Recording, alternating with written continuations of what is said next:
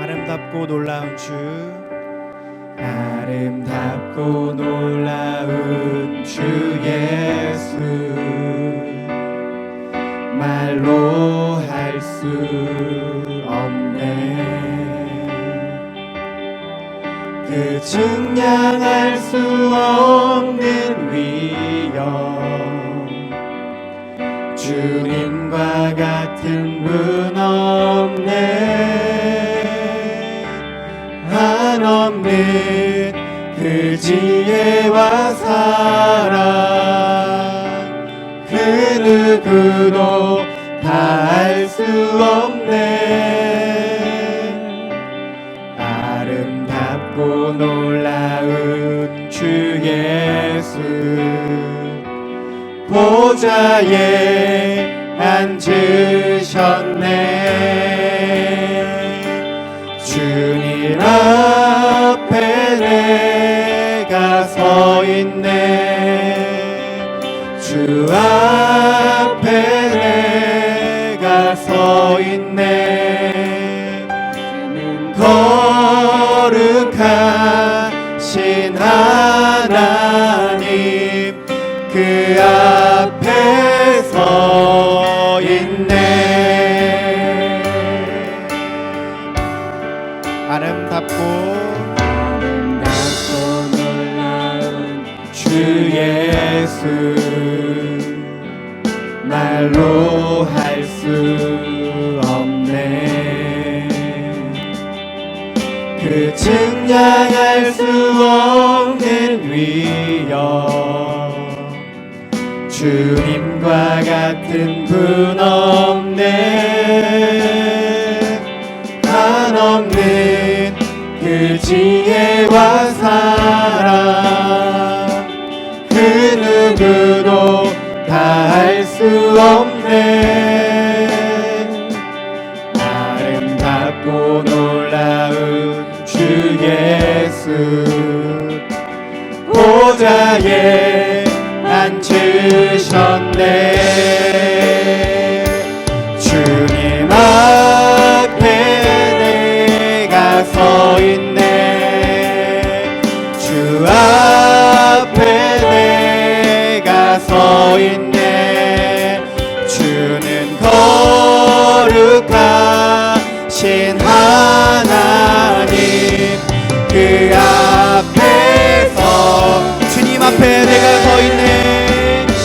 주님 앞에 내가 서 있네. 주 앞에 내가 서 있네. 주는 거룩하신 하나님, 그 앞에 우리 한 번 더 찬양합시다. 주님 앞에 내가 서 있네. 주님 앞에 내가 서 있네. 주 앞에 내가 서 있네. 주는 거룩하신 하나님, 그 앞에 서 있네.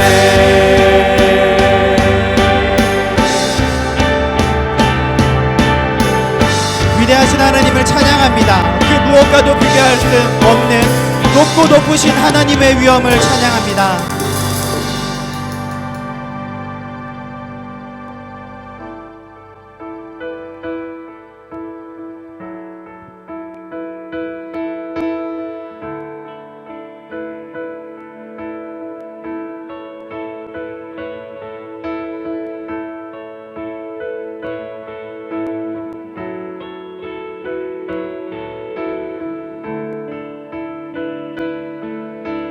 주의 나라가 임할 때, 주의 나라가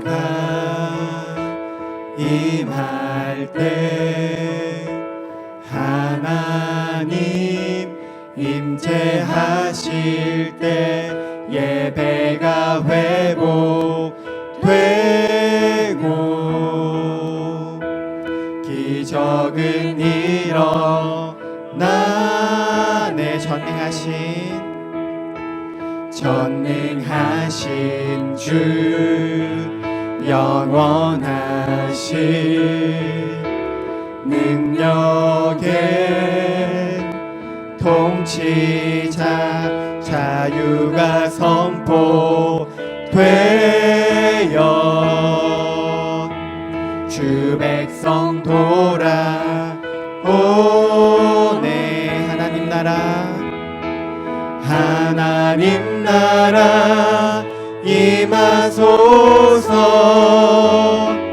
영광과 존귀 능력과 위엄 놀라운 사랑의 기적의 하나님 지금 이곳에 오소서. 주의 나라가 임할 때 하나님 임재하실 때 예배가 회복되고 기적은 일어나네. 전능하신 주 영원하신 능력의 통치자 자유가 선포되어 주 백성 돌아오네. 하나님 나라 임하소서. 영광과 존귀 능력과 위엄 놀라운 사랑의 기적의 하나님 지금 이곳에 오소. 하나님 나라 임하소서. 하나님 나라 임하소서. 영광과 존귀 능력과 위엄 놀라운 사랑의 기적의 하나님 지금 이곳에 오소서. 주 높고 위대하심을 크게 외쳐 선포하네. 만왕의 왕 주 하나님 지금 오서. 주 높고 위대하심을 크게 외쳐 선포하네. 만왕의 왕 주 하나님 지금 오. 하나님 나라 임하소서. 하나님 나라 임하소서. 영광과 존귀 능력과 위엄 놀라운 사랑의 기적의 하나님 지금 이곳에 오소서. 최근에 코로나19 그 상황에 일부 교회의 모습 보여준 모습들이 덕스럽지 못한 성숙하지 못한 모습을 보임으로 말미암아 세상으로부터 또 언론의 문매를 지금 맞고 있습니다. 교회가 하나 되면 참 좋을 텐데 그렇지 못한 모습을 보면서 저뿐만 아니라 우리 여러분들도 안타까움을 느끼고 계실 것입니다. 제가 지난주에 교회는 영적인 가족이기 때문에 교회 안에 있는 여러 가지 연약함, 잘못들을 세상에 알리는 것, 이것은 우리가 주의해야 되고 성경적인 방법이 아니다, 이렇게 말씀을 드렸는데요. 몇몇 오해하시는 분들이 계시는 것 같아서 제가 좀 부연 설명을 드리고자 합니다. 우리가 잘 알고 있듯이 비난의 중심에 서 있는 사랑제일교회 정광훈 목사님을 저는 두둔하는 것이 아닙니다. 분명히 잘못한 점들이 있고 그 잘못한 점에 대해서 여러분과 똑같이 저도 매우 화가 났습니다. 그럼에도 불구하고 제가 지난주에 말씀을 드리려는 그 요지는 교회의 대응 방식은 세상의 대응 방식과 달라야 된다라고 하는 것입니다. 교회가 정말 하나님의 가족이고 우리가 한 몸이라는 것을 정말 그렇게 생각하고 받아들이고 믿는다면 우리는 세상이 보이는 반응과 다르게 해야 된다는 것이죠. 우리에게도 다 각자 생각이 있고 각자 감정이 있습니다. 그러나 교회라는 것은 무엇입니까? 내가 교회가 되었다, 내가 예수를 믿는다라고 하는 것은 무엇입니까? 내가 나의 정욕과 그리고 세상에 대해서 나는 십자가에 주님과 함께 못 박혔다라고 하는 것이죠. 그러므로 내 기분과 내 감정대로 행하는 것이 아니라 하나님의 말씀은 무엇인가, 하나님은 여기서 어떻게 하기를 원하시는가, 그것을 따라가는 것이 바로 교회라는 것입니다. 어쨌거나 우리는 요즘 코로나19로 매우 힘든 시기를 보내고 있습니다. 온 나라가 우울과 침체를 겪고 있는 데다가 성도인 우리는 세상에 대한 곱지 않은 시선을 또 함께 감당하면서 더 무거운 그런 마음으로 지내고 있습니다. 이런 현실들 속에서 살다 보면 자칫하면 우리는 영적으로도 힘을 잃고 침체에 빠지기가 쉽습니다.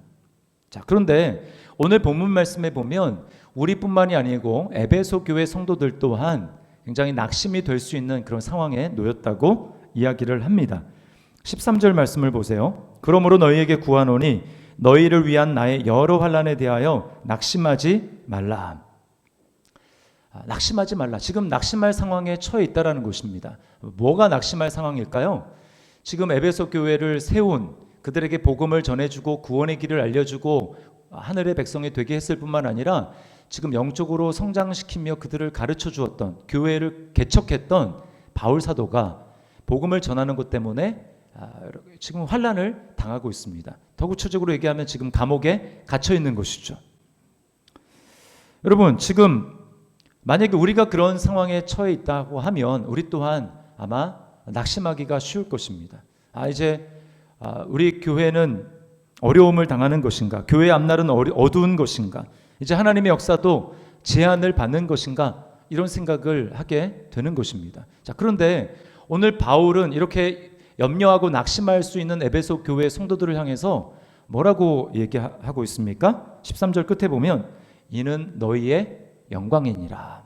한마디로 낙심할 것이 아니라 도리어 영광스럽게 생각해야 된다라고 이야기를 하고 있습니다. 이거는 바울 자신은 그렇게 생각하지 않으면서 에베소 교회에만 이렇게 말하는 것이 아니라 나도 이 환난을 당한 당사자인 나도 이 사실을 오히려 영광스럽게 생각하고 있다. 너희도 그렇게 생각해야 된다라고 이야기하는 것입니다. 여러분, 어떻게 이 어려운 상황에서 바울 사도는 영광스럽게 생각할 수 있고 또 에베소 교회를 향해서 그렇게 권면할 수 있을까요? 한마디로 말씀을 드리면 그것은 교회가 얼마나 영광스러운지를 알기 때문에 이렇게 이야기할 수 있는 것입니다. 그러므로 이 시간 하나님이 저와 여러분들에게 이 말씀을 통해서, 설교를 통해서 주시고자 하는 메시지를 우리가 하나님의 음성을 잘 들었으면 좋겠는데, 그것은 교회가 얼마나 영광스러운 것인가, 세상이 흔들리는 것에 흔들려지지 않을 정도로 교회는 얼마나 영광스러운 것인가라고 하는 것을 우리가 정말 분명히 깨달아야 된다는 거예요. 우리가 필요한 것은 바로 이것입니다. 저는 오늘 본문에서 교회가 영광스러운 이유를 두 가지로 말씀을 드리려고 해요. 첫 번째는 교회는 하나님 계시의 최종 완결판이라는 것입니다. 교회가 완결판이에요. 우리는 신구약 성경을 계시라고 합니다. 하나님의 계시. 계시라는 것은 이렇게 덮여 있었던 것인데 하나님이 열어주셨다라는 거예요. 어떻게 구원을 받을 수 있는지, 어떻게 하나님의 자녀가 될 수 있는지를 하나님이 친히 알려주셨다라는 것입니다. 그런데요, 우리는 지금 다 이루어진 시점에서 보고 있기 때문에 당연한 것 같지만 이 시대를 구약 시대부터 살았던 성도들의 삶을 생각해 본다면 그들 입장에서는 구원의 계시가 우리처럼 한꺼번에 다 열려서 알게 된 것이 아닙니다. 구원의 계시가 그들에게는 조금밖에 알려지지 않았어요. 그리고 시간이 지남에 따라 하나님의 계시는 좀 더 발전하고 더 많이 그들에게 알려지는 것입니다. 5절을 보세요. 이제 그의 거룩한 사도들과 선지자들에게 성령으로 나타내신 것 같이 다른 세대에서는 사람의 아들들에게 알리지 아니하셨으니. 무슨 뜻입니까? 바울 사도와 지금 신약의 선지자들, 계시를 받은 그런 사람들에게 알려주신 것 같이 구약의 시대, 이전의 시대에는 아무리 성령으로 충만한 선지자나 그런 사람들이 있다 할지라도 똑같은 정도로 계시를 아는 것은 아니었다. 그들에게는 그렇게 허락되지 않았다 말하는 것입니다. 우리는 가끔 구약 성경을 읽으면서 아주 드라마틱한 하나님의 역사, 사건을 보면서 나도 그런 거 한번 그 현장에 있었으면 얼마나 좋았을까 이런 생각을 합니다. 홍해가 갈라지는 그 현장에 있었으면 얼마나 좋았을까. 만나를 하늘에서 내리는 걸 직접 보고 그것을 먹을 수 있다면 얼마나 좋을까 이런 생각을 합니다. 그런데요, 이 계시의 발전상에서 봤을 때 이스라엘 백성들이 아무리 놀라운 체험을 했다고 할지라도 그들이 경험한 것은 실물이라기보다는 모형이라는 거예요. 모형. 자, 눈에 보이는 성전, 또 양과 염소와 같은 희생 제물, 그리고 제사장의 화려한 의복들, 이런 모든 것들은 굉장히 화려해 보이지만 모형이라는 것입니다. 마치 아이들이 어렸을 때 소꿉장난을 하잖아요. 뭐 부엌에 있는 무슨 솥 이런 것을 하는데 그게 진짜 솥은 아니죠. 또 장난감, 뭐 미니 자동차 뭐 이런 거 가지고 노는데 그게 모형 아닙니까?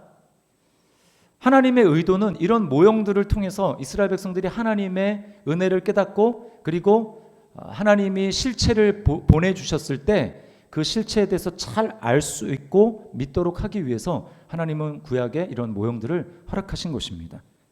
자, 여러분, 이 실체가 누구입니까? 우리는 알고 있죠. 바로 예수 그리스도입니다.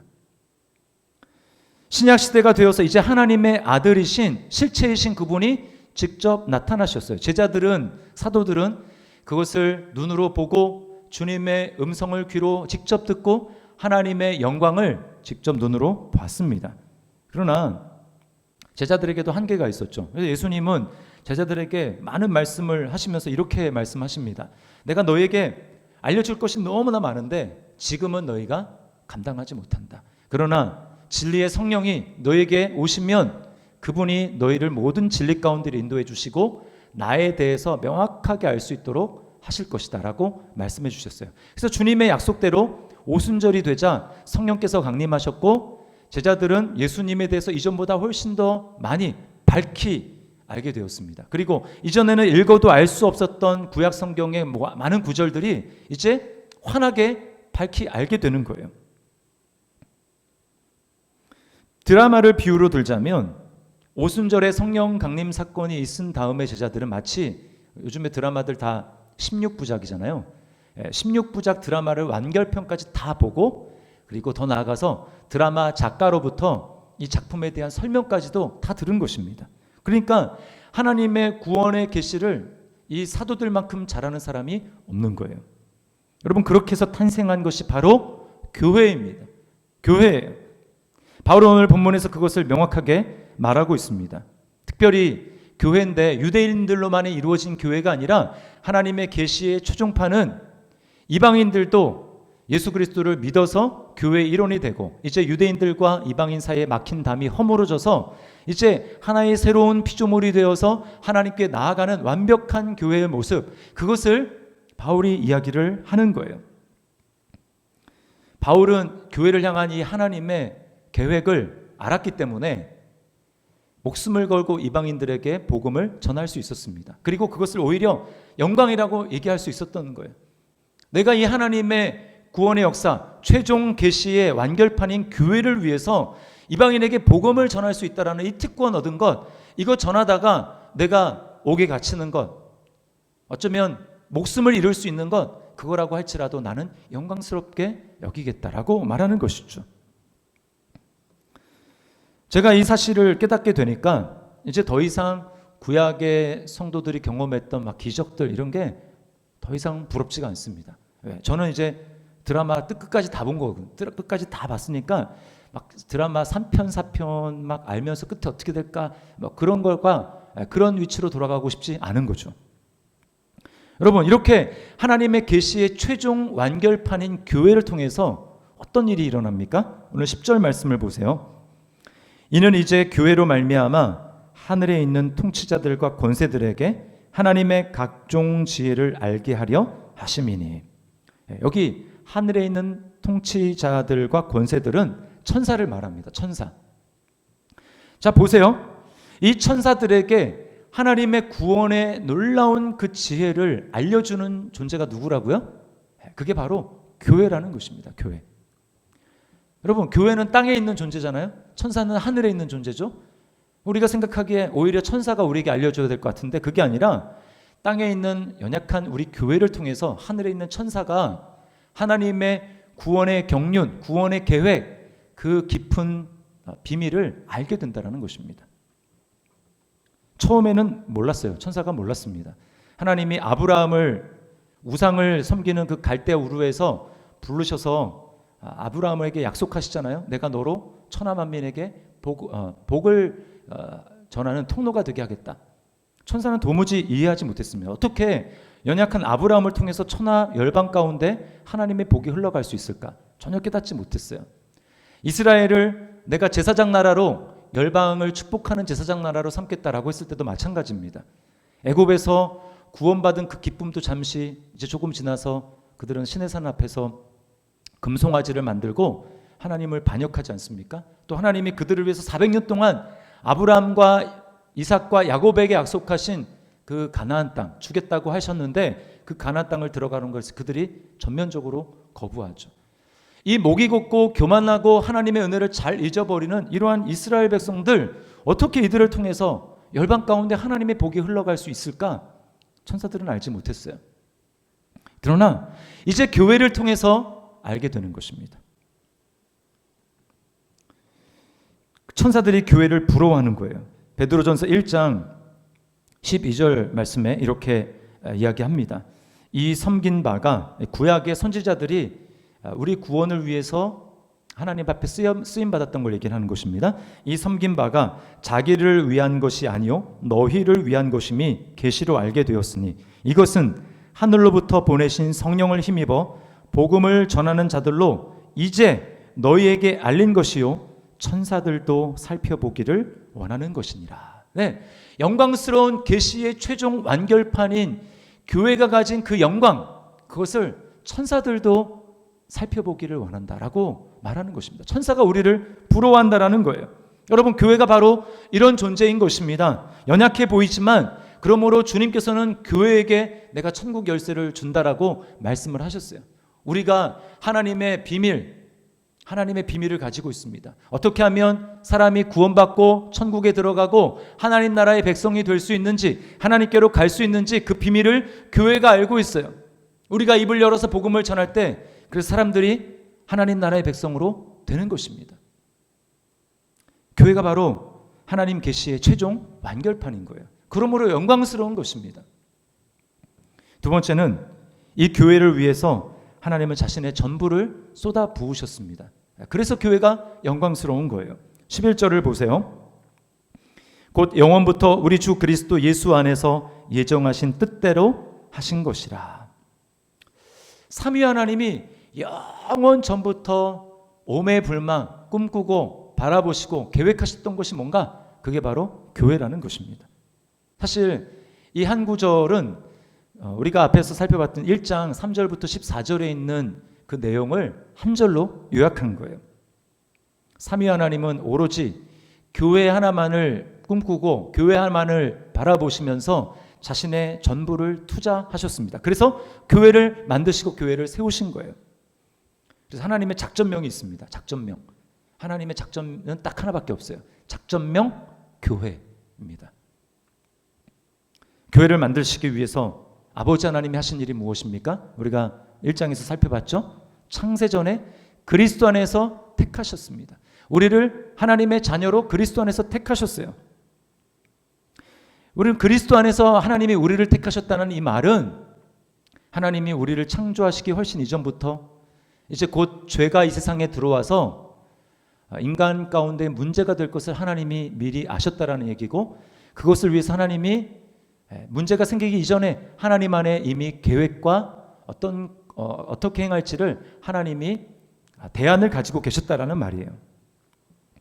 그래서 그리스도 안에서 하나님이 선택하셨다고 말하는 것입니다. 여러분, 이것은 하나님의 입장에서는 매우 어려운 선택이고 결정이었어요. 왜 그렇습니까? 죄의 문제는 하나님이 천지를 창조하셨을 때의 사용하셨던 말씀으로 그냥 빛이 있으라 라고 말씀하는 것과 다르기 때문입니다. 죄는 하나님이 그렇게 말씀으로 없앨 수가 없어요. 죄야 사라져야 져라, 나는 죄를 없는 것으로 여기겠다, 그렇게 할 수가 없어요. 왜요? 하나님은 정의롭고 공의로운 성품을 가지고 계시기 때문에 죄는 반드시 하나님은 심판하시고 넘어가셔야 하기 때문입니다. 따라서 하나님이 그리스도 안에서 우리를 선택하셨다고 말할 때는 하나님이 이미 자신이 지불할 대가를 생각하신 것입니다. 자기 아들을 우리를 위해서 내어줄 것을 하나님 이미 창세전에 결정하셨다라는 거예요. 어떤 분은 이렇게 이야기하면, 하나님은 전지하신 분이기 때문에 어차피 예수를 십자가에 매달아도 다시 부활시킬 걸 아시는 것 아니냐, 그러므로 하나님께 그건 어려운 일이 아니지 않습니까? 라고 쉽게 얘기하는 분들이 있을 수 있습니다. 여러분, 그러나 그렇지 않습니다. 여러분, 사랑하는 자녀를 잃은 부모는 제정신이 아니죠. 절대로 이전과 똑같은 모습으로 살아갈 수 없는 것입니다. 부모가 자식을 사랑하는 마음은 어디서 온 것입니까? 하나님을 닮은 마음에서 온 거예요. 하나님이 우리를 하나님 닮게 지으셨기 때문에 갖게 된 마음이 그 사랑의 마음입니다. 그렇다면 부모가 자식을 잃었을 때 안타까워하며 절대로 예전과 같이 살 수 없는 그런 상실감을 가지고 살아간다면, 여러분, 자기 독생자를 내어주신 그 아버지 하나님은 얼마나 여러분 마음에 고통이 컸을까요? 왜 그렇게 하셨습니까? 바로 교회 때문에 그렇게 하신 거예요. 성자 하나님은 우리를 위해서 무슨 일을 하셨습니까? 아버지 하나님이 계획하신 그 계획을 실행에 옮기십니다. 참 하나님이신데 참 사람이 되셔서 이 땅 가운데 오셨어요.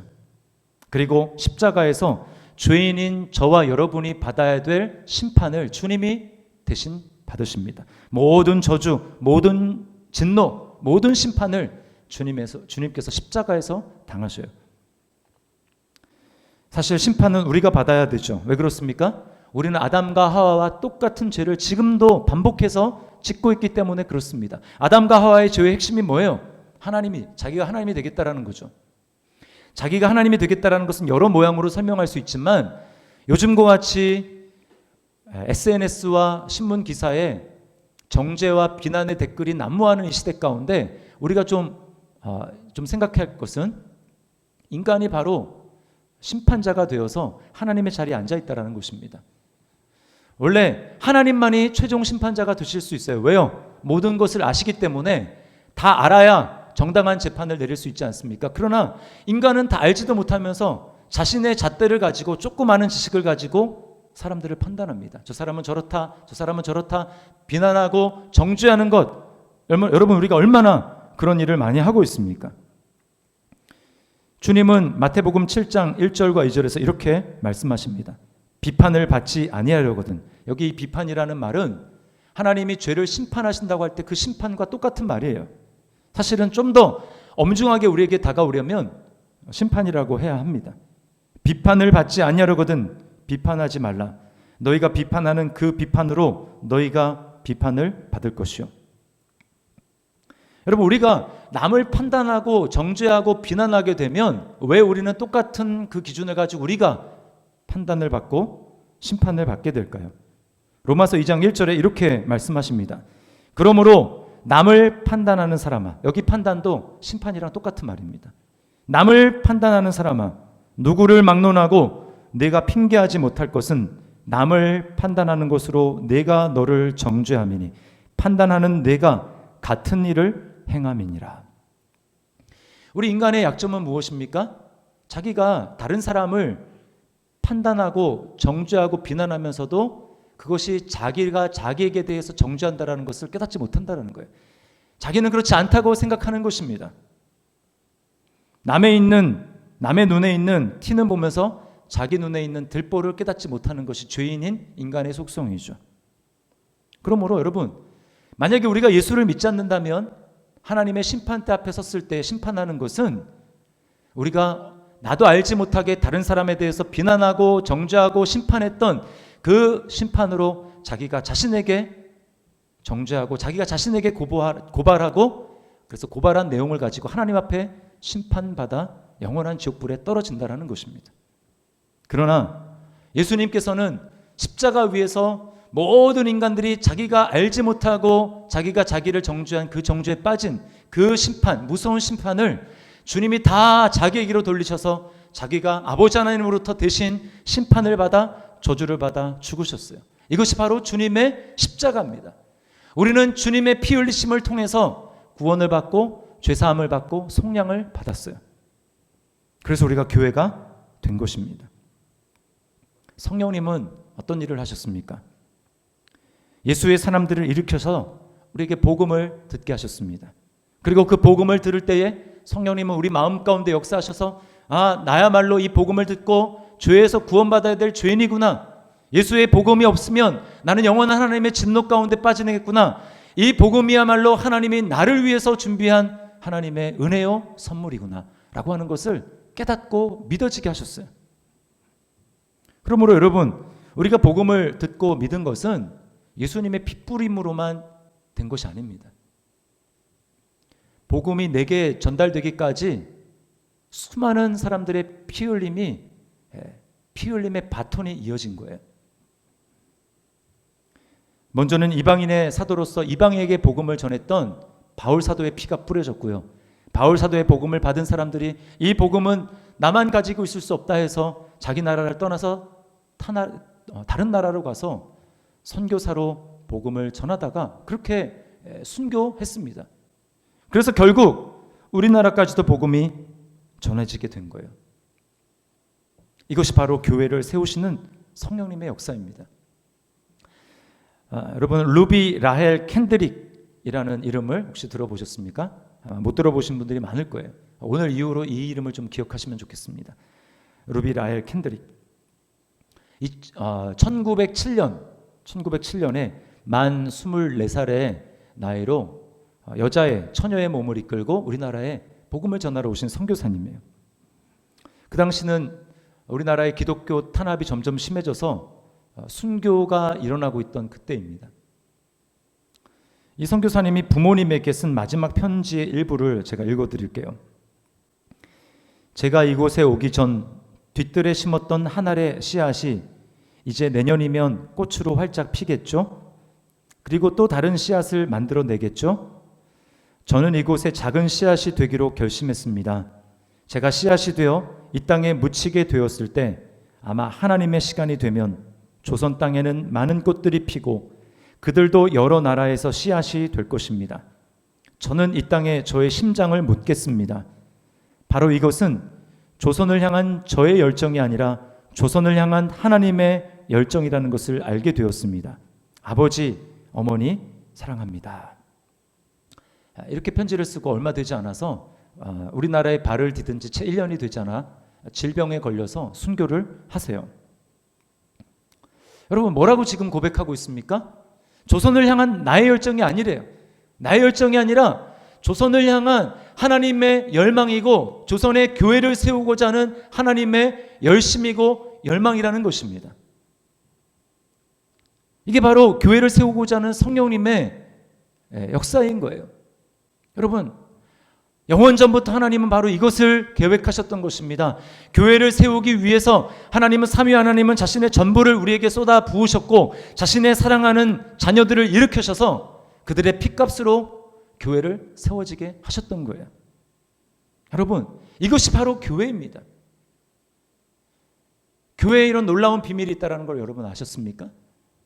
이것을 생각하게 될 때 우리는 하나님을 사랑하지 않을 수 없고 하나님께 감격하지 않을 수 없습니다. 이제 우리는 어떤 삶을 살아야 할까요? 그것은 바로 교회를 세우는 삶입니다. 주님을 사랑하고 주님께 사랑을 하고 주님께 헌신을 표현하는 것은 다른 말로 하면 교회를 사랑하고 교회에 헌신하는 것입니다. 이 둘이 나누어지지가 않아요. 바울이 예수님을 믿기 전에 교회를 핍박했습니다. 예수 믿는 사람들을 잡아 죽이고 가뒀습니다. 그때 예수님이 나타나셔서 뭐라고 합니까? 사울아 사울아 너는 왜 나를 핍박하느냐? 바울은 한 번도 예수님을 직접 핍박한 적이 없어요. 이미 그때는 예수님이 승천하신 다음이니까 어떻게 바울이 예수님을 핍박할 수 있겠습니까? 마주칠 일이 없는데요. 그러나 주님이 왜 그렇게 말씀하십니까? 왜 너는 나를 핍박하느냐? 교회를 핍박하는 것이 곧 주님을 핍박하는 것이라고 주님이 말씀하는 거예요. 왜요? 교회가 주님의 몸이기 때문에 그러한 것입니다. 교회에 대해서 하는 태도, 교회에 대해서 하는 모든 것들은 다 주님은 주님 자신에게 하는 것으로 받아들이신다라는 거예요. 그러므로 여러분, 우리가 주님을 사랑하고 주님께 헌신하고자 한다면 그것은 곧 교회를 사랑하고 교회에 헌신하고 교회를 세우는 삶으로 드러나야 한다라는 것입니다. 교회를 세우는 삶을 살려면 세 가지를 기억해야 되는데 제가 짧게 말씀을 드릴게요. 첫 번째는 성경을 읽으면서 하나님의 구원 계획을 깊이 알아야 합니다. 오늘 9절 말씀을 보세요. 영원부터 만물을 창조하신 하나님 속에 감추어졌던 비밀의 경륜이 어떠한 것을 드러내게 하려 하십니다. 이 경륜이란 말이 참 어려운데 계획이라는 말이에요. 하나님 속에 감추어졌던 구원의 그 비밀, 그 계획, 이것을 알아야 된다. 그럼 바울 사도가 만약에 복음을 전해서 너희가 예수 믿고 죄사함 받으면 하나님의 자녀 된다, 천국 백성 된다, 여러분 이 정도로 그냥 아는 것으로 그쳤다면 그래도 구원은 받겠죠. 그러나 그런 사람들을 통해서는 교회가 세워지지 않습니다. 나 이제 예수 믿고 구원 받았는데요, 나는 이제 천국 가는데요, 그런 정도의 하나님에 대한 구원에 대한 지식을 가지고는 교회를 세우지 못해요. 그럼 바울 사도를 보십시오. 바울 사도가 어떻게 교회를 위해서 세우기 위해서 자신의 목숨까지도 아끼지 않는 그런 사람이 될 수 있었습니까? 바울은 하나님 속에 감추어진 교회를 향한 하나님의 구원의 계획을 분명히 알았기 때문입니다. 그래서 에베소 교회에 그냥 복음만 전하고 자 이제 너희 구원받았으니까 됐지 이 정도로 만족한 것이 아니라 지금 9절에서 뭐라고 얘기하고 있습니까? 나는 내가 할 일은 감추어졌던 비밀의 경륜이 어떠한 것을 드러내는 것이다. 그래서 복음을 전한 다음에도 에베소에 있는 두란노 서원에서 바울은 2년이 넘도록 그들을 가르쳤습니다. 하나님의 구원의 비밀이 얼마나 깊고 놀라운지, 교회를 향한 하나님의 구원의 계획이 얼마나 큰지를 바울이 증거한 거예요.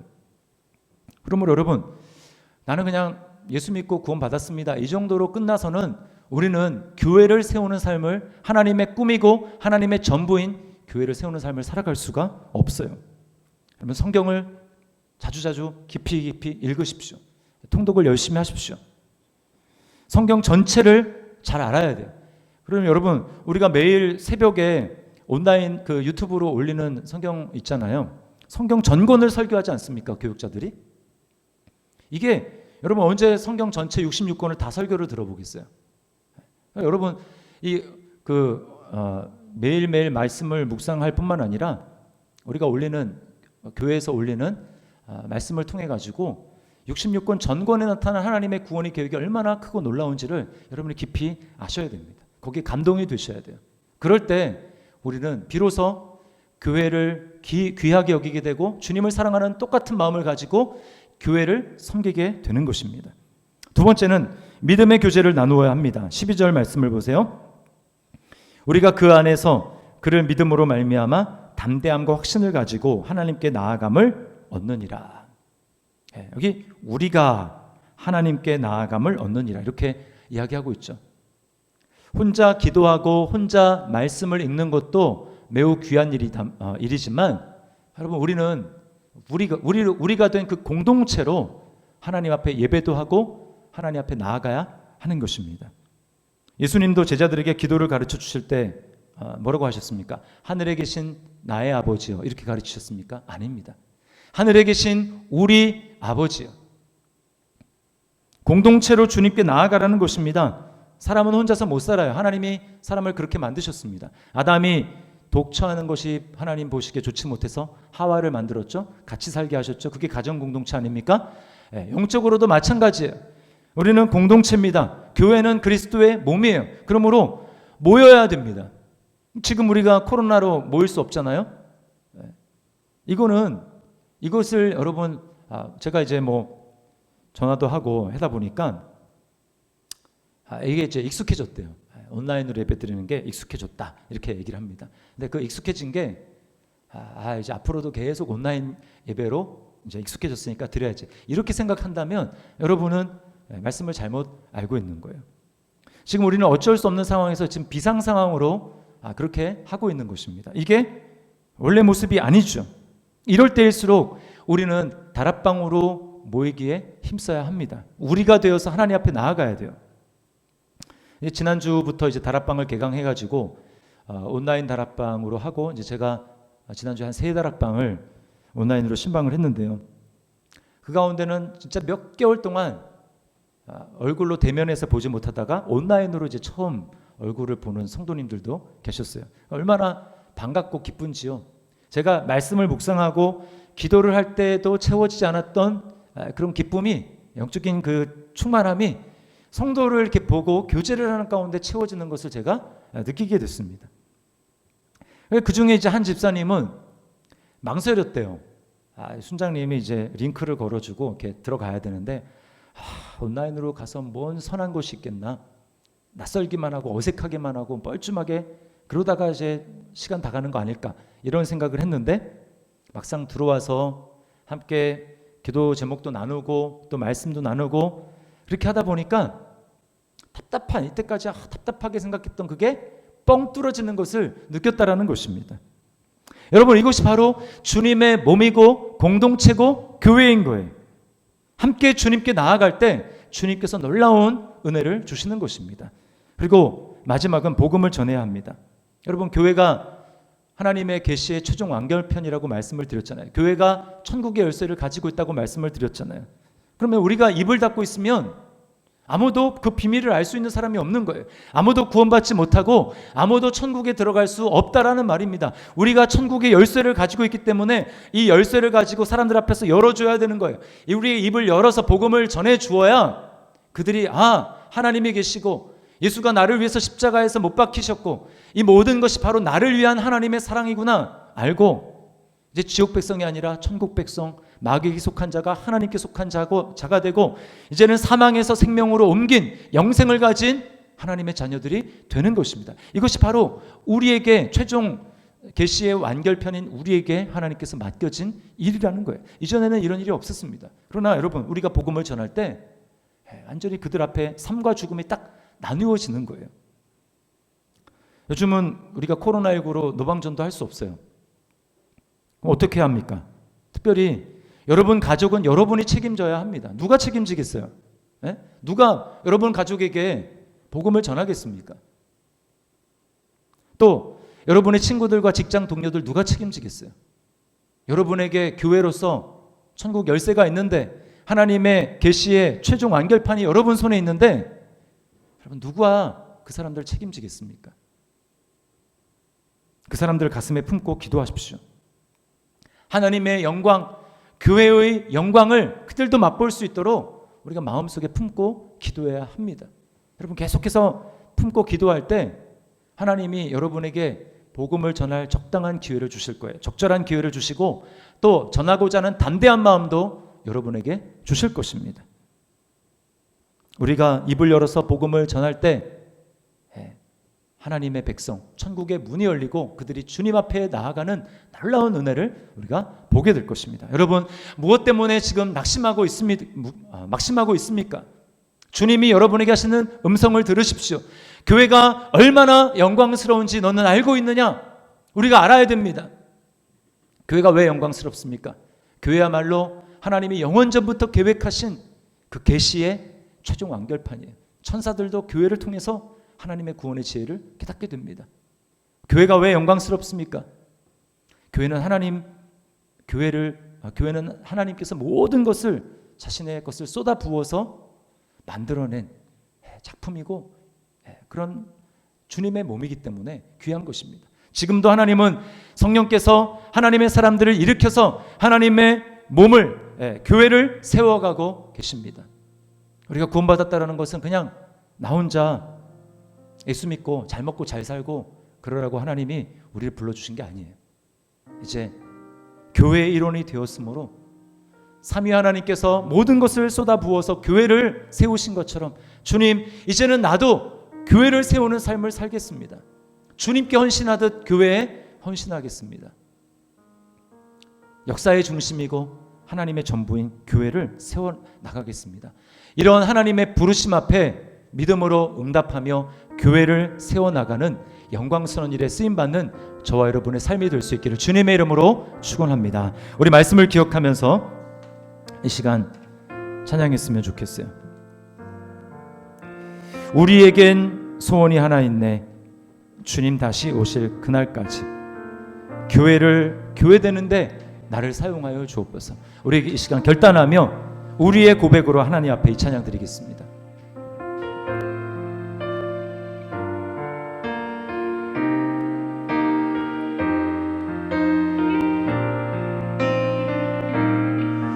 우리에겐 소원이 하나 있네. 주님 다시 오실 그날까지 우리 가슴에 새긴 주의 십자, 나의 교회를 사랑케 하네. 나의 교회를 사랑케 하네. 아멘. 주의 교회를 향한 우리 마음, 희생과 포기와 가난과 고난, 하물며 죽음조차 우릴 막을 수 없네. 우리 교회는 이 땅에, 아멘. 그렇습니다. 교회를 교회되게, 예배를 예배되게 우릴 사용하소서. 진정한 부흥의 날 오늘 임함으로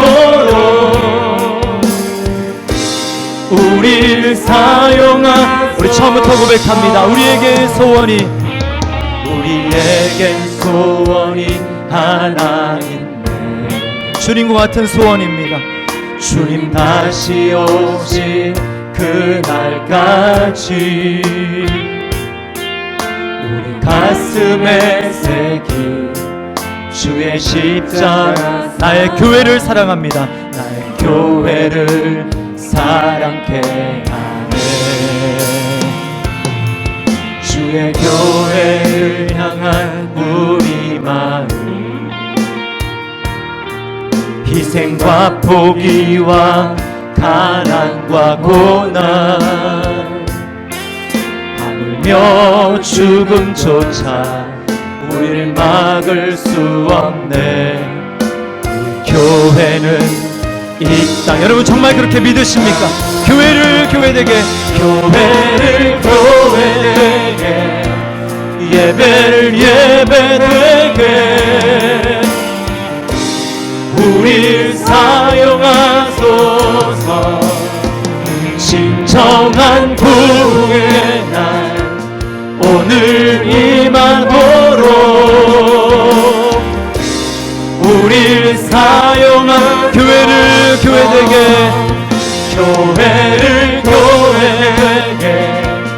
예배를 예배되게 우릴 사용하소서. 진정한 부흥의 날 오늘 임하도록 우릴 사용한 성령 안에 예배하리라. 성령 안에 예배하리라. 자유의 마음으로 사랑으로 사역하겠습니다. 사랑으로 사역하리라. 교회는 생명이니 교회를 교회되게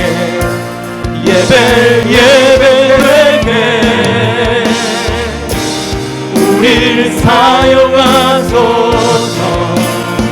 진정한 부흥의 날 오늘 임하도록 우릴 다시 한번 결단하며 교회를 교회되게